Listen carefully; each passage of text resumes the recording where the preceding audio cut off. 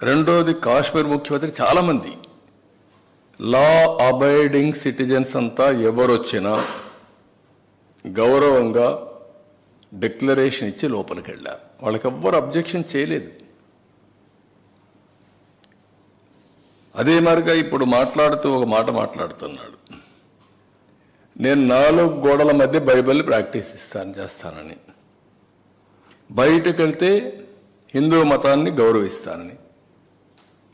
Good. గౌరవించడం అంటే ఏంటి?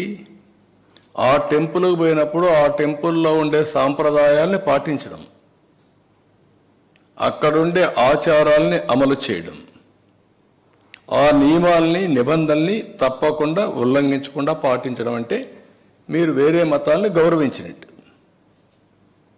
అట్లా కాకుండా నేను ఎప్పుడు ఇంతవరకు ఎవరు అడగలేదు, ఇప్పుడు ఎవరు అడుగుతారు నన్ను, ఇది కరెక్ట్ కాదు.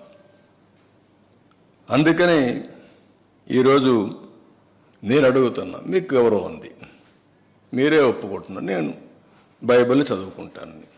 నువ్వు బైబిల్ చదువుకున్నప్పుడు నువ్వు యాక్సెప్ట్ చేస్తున్నావు. యాక్సెప్ట్ చేసినప్పుడు తప్పు లేదు దాంట్లో. ఎందుకు ఇంట్లో రూమ్లో చదవాలి, బయట కూడా చదువుకోవచ్చు. బట్ ఐఎమ్ సేయింగ్ ఎందుకు చర్చకి పోకూడదు?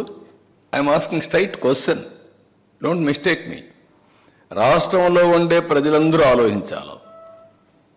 నేను హిందూని, వెంకటేశ్వర స్వామి దగ్గరికి పోతాను, నేను ఓపెన్గానే పూజలు చేస్తాను.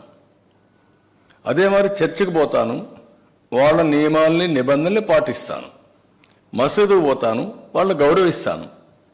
మత సామరస్యాన్ని కాపాడుతాం, సొంత మతాన్ని ఆచరిస్తాం. There is nothing wrong in it.